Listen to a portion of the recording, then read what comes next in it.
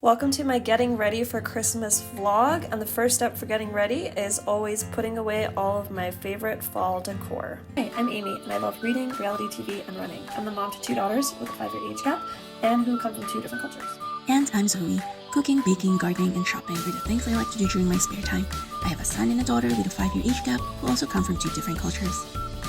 I'm definitely also decorating late this year. It's the 3rd week in November. And the other day my daughter's like, where's our Christmas tree? So I knew I had to get on it. So follow along with me as I decorate for Christmas. First step's always the most stressful, and that's first finding everything and then dragging it out of storage. I found Peppa Pig. Mommy! Hi, Peppa. Our fireplace is always the centerpiece of our decorating, and I'll probably put the tree somewhere around here. Such a snowy day out today, and it's perfect for decorating. I also like to decorate the center of this island because it's kind of the centerpiece when you walk into our home. Another area we'll decorate is our dining room nook, and then last but not least our front living room. So I'm probably gonna move this fiddle leaf fig and put the tree there, but it looks so perfect outside. Not that I want to be outside, but from here it looks great. We've got 2 Christmas trees. We've got a shorter green Christmas tree and then a skinny white Christmas tree from when we were young and lived in the city and didn't have kids. So I also have to figure out where to put those because this year we have a playpen for our younger daughter taking up a lot of space and just like a lot of toys and other stuff around. So we'll have to see how that all works out. In the living room we have the kids tree. I let my daughter decorate herself. It's got some cute ornaments and craft ornaments through the years. Then on our mantelpiece, I've got this old wreath my mom made, a few elements on each side, and then this little advent calendar that we got a few years ago from my brother-in-law. And then we have our stockings as well. I bought these when it was just us and the dogs, so the heart was for my first daughter. And then we just got this baby's first Christmas stocking for my younger daughter. In the kitchen we have the start of our Lego village. We added some new minifigures this year and we still have to add 3 buildings to this. Then on my island, I call it my neutral zone because you see I like red and green decorations, but this is my one neutral zone. I bought this tree, which I still love, on the shopping channel when I was 8 months pregnant with my first daughter. You know, you get to that phase where you just can't do anything but just sit and rot. Well, that's what I did, and I got really into the shopping channel for 2 weeks.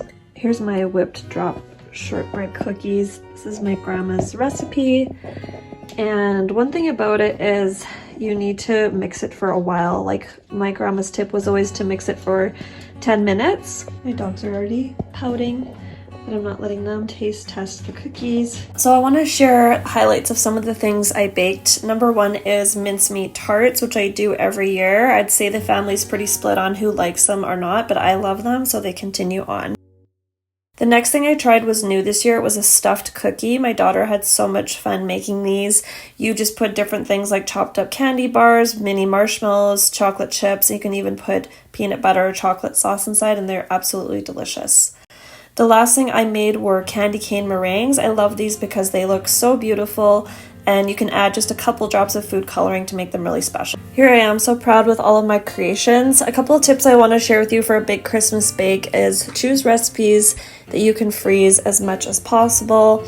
Split it up into 2 days. I like to do doughs that need to chill and icing on the first day and then do most of the baking on the second day. The third thing is to bake more than you think you'll need. Last minute invites and people you need to give gifts for quickly will come up, so it's nice to have extra stuff on hand. So I mentioned our tradition of building Christmas Legos, so I just wanted to show you our set is the Holiday on Main Street set. And this year we added Santa and the reindeer. Kind of half-packed these somewhat assembled, so right now we're actually working on the music shop. Just have all the cute little details like the instruments in the window, or there's even like a little coffee shop area that goes on the top level. And we're going to be also working on the toy shop. So again, you can see it's got this little cash register.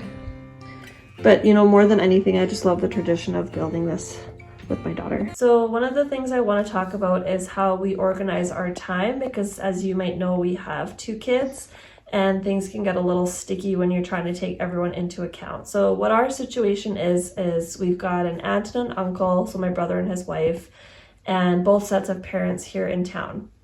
What we're doing this year is we're having a gathering on the 23rd at a restaurant. And then on the 24th, I'm hosting an early lunch here, so like 1 to 5. Because I just find by the evenings I'm way too tired with the kids and we're getting into bedtime routines and stuff like that. I know some people kind of throw that stuff out the window during the holidays. That's never worked for us and it doesn't work well for our kids. So luckily I have the opportunity to host and kind of like set the parameters. So we're going to do a pork loin for that with some vegetables and sides. And we'll also do a white elephant gift exchange. So we decided a long time ago to stop giving all the adults gifts and we only buy gifts for the kids. Now on the 25th, it'll just be me with my immediate family.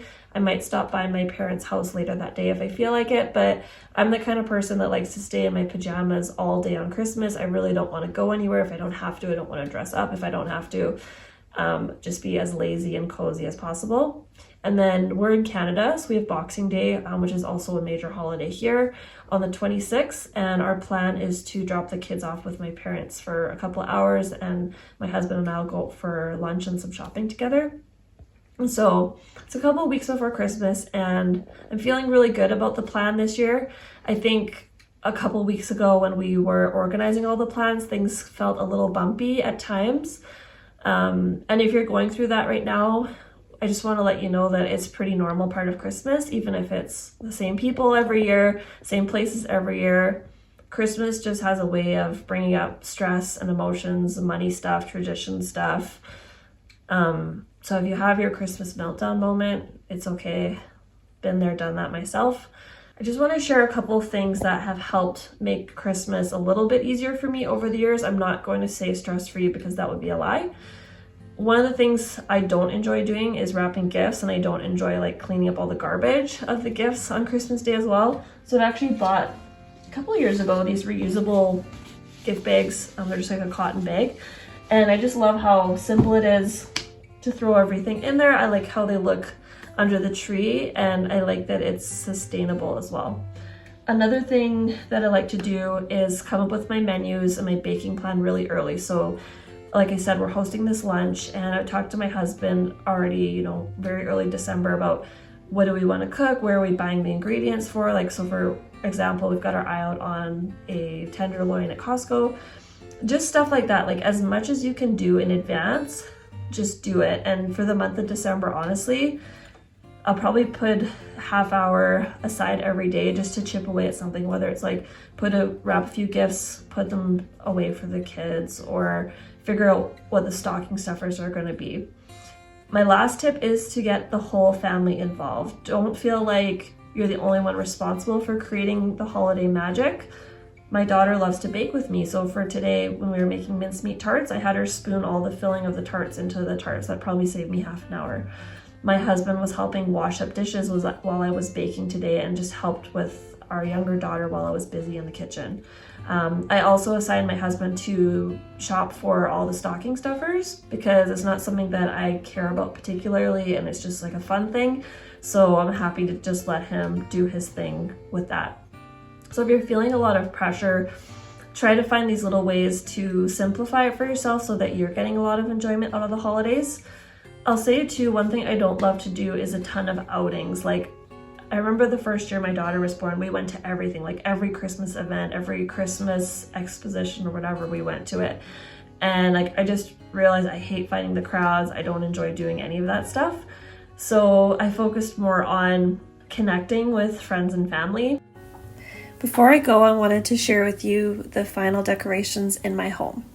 I hope you enjoyed coming along with me and seeing some of our traditions, and maybe you got some ideas on how to get ready for Christmas too.